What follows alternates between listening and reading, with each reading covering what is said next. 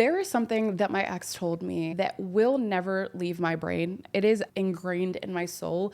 As much as it hurt, it was such a big wake-up call. And that thing that he told me was, I just always thought that I could do better than you. When I'm telling you, I lost it in this moment. I was like, how could you say that? I've literally done everything to make your life easier, bent over backwards for you, literally kept this whole thing going. I was confused, I was hurt, I was angry, I was upset. All of the things, of course, no one wants to be told that you're not enough or reaffirming that you're not enough. But I think it was such a big wake-up call moment that taught me so much about men.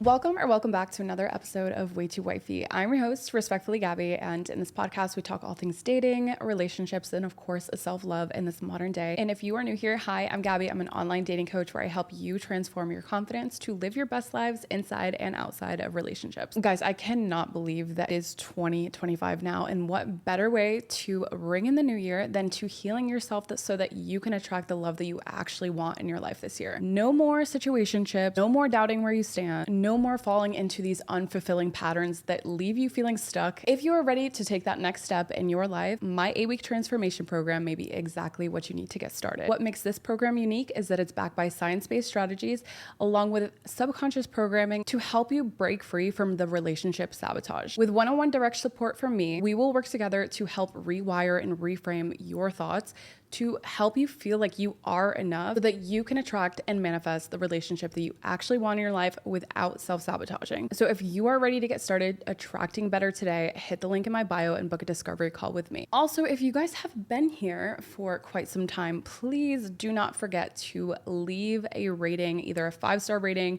or a thumbs up wherever you're watching this from. There's some kind of rating system, and I can guarantee you whatever love that you put out into the universe, it will come right back around to you. So make sure to leave some love. Also, make sure to hit the subscribe button, turn on your bell notifications so you'll never miss another episode. And also, I do, guys, have now a newsletter that you can sign up for. Let you know when new podcasts come in, little nuggets of my life. You guys are the absolute first, and I promise you, I won't be annoying. It's once a week. Any promotions, anything that you might want to know, hit the newsletter, just type in your email, and that's literally it. That might be the best place to catch some insider tea. Look, if you really want a relationship and that man is dumb enough, you can trick him into being in a relationship with you.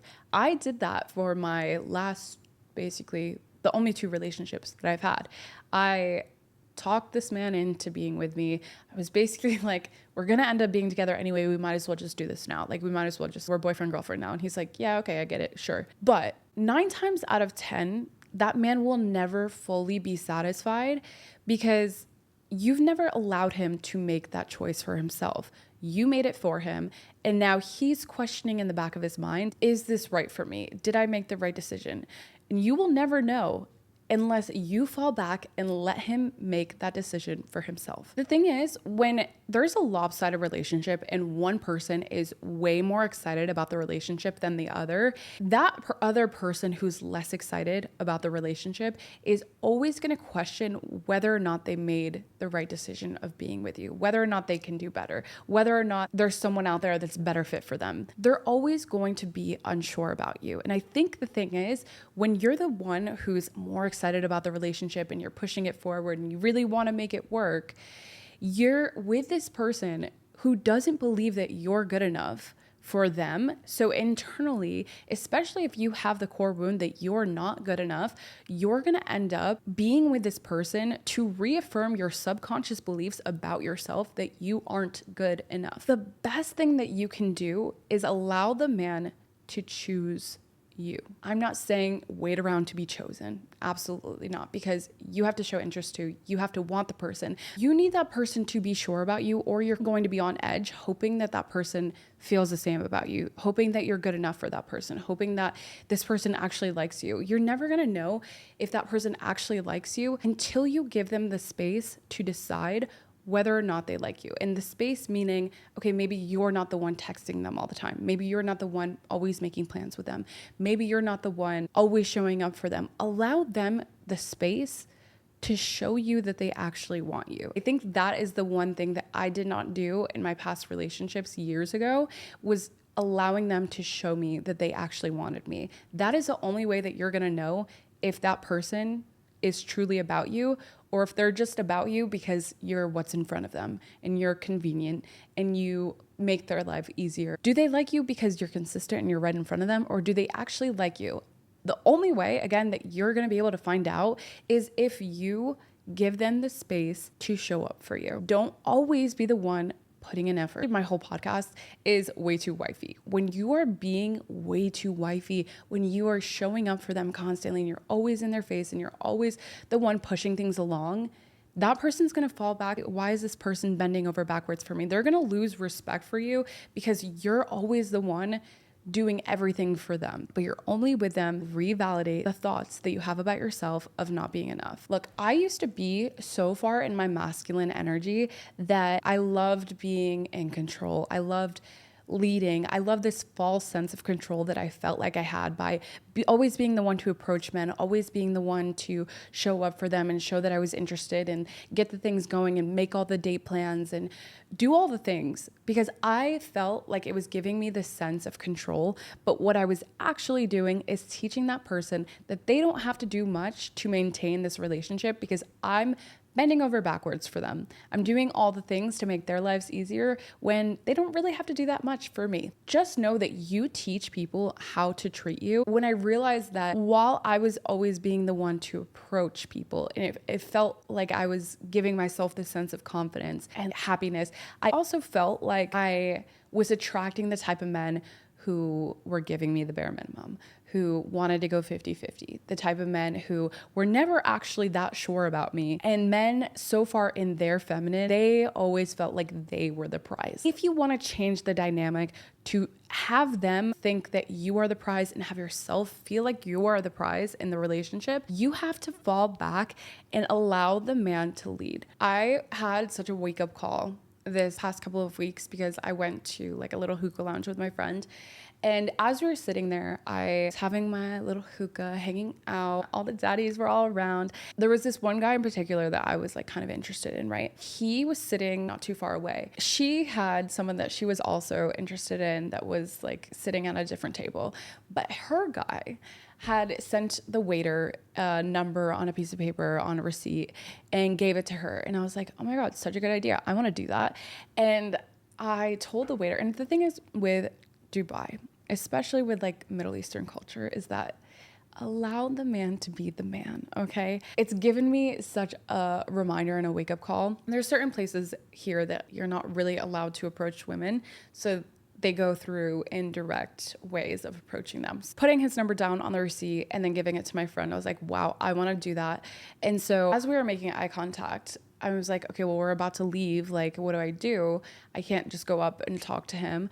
And he's not about to come over here and talk to me. So I was like, okay, to the waiter, I was like, hey, can you give my number over to that guy? He's like, absolutely not. Definitely not. Allow the man to be the man. If he hasn't given you his number, then you don't need his number. It was such a wake-up call moment for me. I'm like, oh yeah, fall back, allow the man to do his thing, let him lead and let him approach, because a man who really wants you will do the things, the steps in order to get you. It was proven true. And I'm glad that he said no to me, because as I was walking out, the guy got up from his seat and like followed me out, and he's like, hey, wanted to get your number, whatever. So we had been texting, didn't go anywhere, but it was such a good wake-up call for me to realize, just let the man do his thing. Let him do the thing. Let him prove to you that he actually wants you. If you want to know if a man really likes you, don't do a thing. Literally fall back.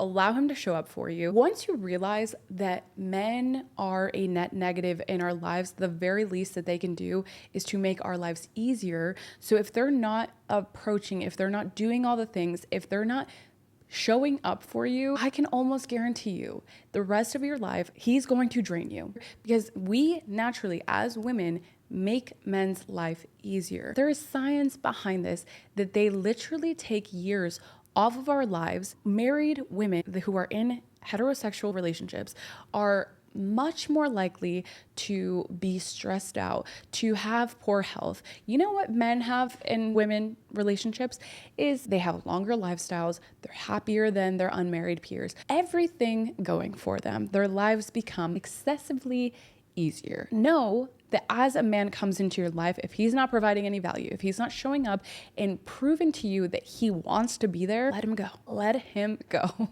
If a man really wants you in his life, it is in the place to make it happen. He will make it happen. If you need a little refresher, okay? If you know anything about Tyler Cameron, he was on The Bachelor and he was a hottie, okay?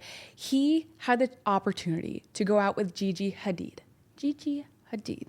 And I'm not saying that all of us are Gigi Hadid. I'm not saying that I'm a Gigi Hadid at all. He had $200 in his bank account. He still took her out to the nicest places. He was in the bathroom calling his dad, making sure that he had enough money for this date with Gigi Hadid. And I'm not saying that the man has to go broke in order to keep you happy. I know a lot of people online like to take things out of context, but I am saying if a man is super excited about you, if a man wants to make it work, he will make it work no matter the cost. Like, he will make you happy and show up for you and want to be in your life because he thinks and views you as a prize.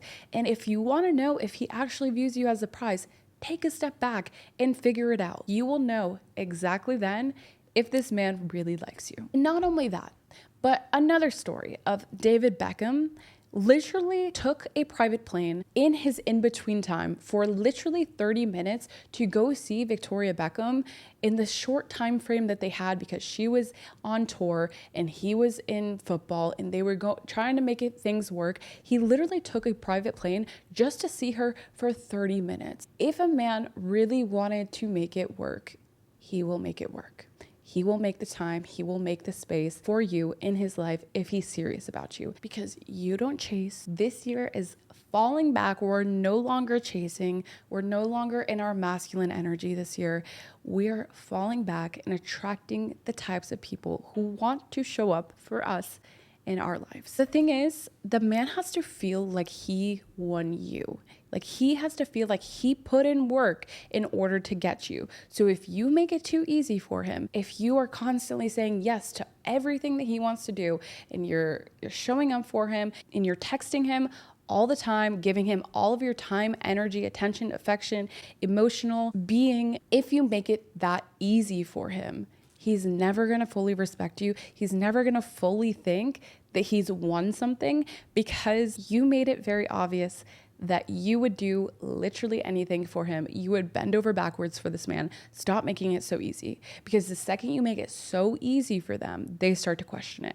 They're like, is this really what I want? Thing about men and the science behind men, they love working towards things. They love putting in the effort and seeing their efforts rewarded. If you give them everything day one, they're never going to feel like it was that hard of a mission. It's just going to be like, yeah, I pulled her, whatever, it's not a big deal. Let me go on to something that's going to be a little bit more difficult. And the thing with men is that they love hearing the word no. If you tell them no, I can't tell you how many times I've said no because naturally it didn't feel good to say yes, and they've tried so much harder, or they're like, wow, I really respect that. That's actually, I love putting in work to make this happen. Like, even just saying no to, like, okay, a first kiss, like, I'm not ready to kiss you, I'm not feeling it. Wow, like, they get so excited because you've told them no. Or saying no to, like, some of their plans, even not game playing. We're not saying no because we're like, oh, I want him to, like, feel it and chase it. But if you already have plans for yourself, if you already know that you have a certain thing scheduled at a certain time with your friends, with your personal life, if whatever life thing that you have going on, and he asks you to go hang out and you cancel all of those plans, energetically, he can feel that, because it starts to become a pattern where you're canceling everything to hang out with him because you really want to see him and he doesn't give you that much time. But what you're actually doing is teaching him that you're available and readily available whenever at his beck and call. The problem with that is that he starts to learn that he has the upper hand and he can do anything on his watch at his time. and you're kind of like working around his schedule. You're canceling plans with friends. You're canceling the things that you have going on. You're canceling your nail appointment, your hair appointment. You're canceling your Pilates classes or gym session. You're not going to the gym. You're not showing up the same way for work because this man has you wrapped around his finger. You have to have your own life. And when you have your own life and your own things going on, men love that shit. It's like, oh, wow, she has her own life and her own things going on. She doesn't revolve her life around me. She has her own thing. I love that. And it makes me feel like she doesn't need me, but she does want me. And when you show up in a needy energy, you're pushing him away. When you're like, I need you at every single second of every single day, you're pushing that other person away. But if you're like, I don't need you, but I do want you, that energy is so much hotter than I need you because I don't feel good within myself. I need you because I need you to fill some kind of void that is ticking inside of me. I need you because I'm not happy with myself and I'm not happy with the life that I have. And you're the only source of my soul happiness. When you show up in that energy, clearly you can see the difference of how you're probably going to be perceived by that other person. Make him work for it. Tell him no sometimes. It is okay to say, no, that time doesn't work for me. I have this going on, but if I'm free on Saturday or I'm free on whatever day, because the easier you make it on him, the more he's gonna feel like he can get away with. Drop into your feminine, allow the man to lead, and fall back to allow him the space to show you that he actually wants you and he wants to show up in your life. That is the only way you're gonna have a happy and healthy, successful relationship, is if you know that man wants you. If you're questioning whether or not he wants you, you're gonna have a lifetime filled with misery, with doubt, with question, with fear, with anxiety. Does that sound like the life that you want for yourself? Be real. Let's be so for real this year. Because the more that you show up in your masculine energy and you're trying to control the pieces, you're being super naggy, he's going to pull away from you. He's not going to feel good in your energy. He's going to feel like you're a mommy and he's the son and he doesn't feel like a man. He wants to feel like a man. So allow him to lead. Otherwise, he's not going to feel good. He's going to end up withdrawing his energy or cheating on you with someone that makes him feel like a man. With that being said, that is it for this week's episode. I hope you enjoyed. I hope you got some kind of value out of this. And if you have, again, please leave that 5-star rating. Turn on your bell notifications so you'll never miss another episode. And yeah, I will see you all next Tuesday.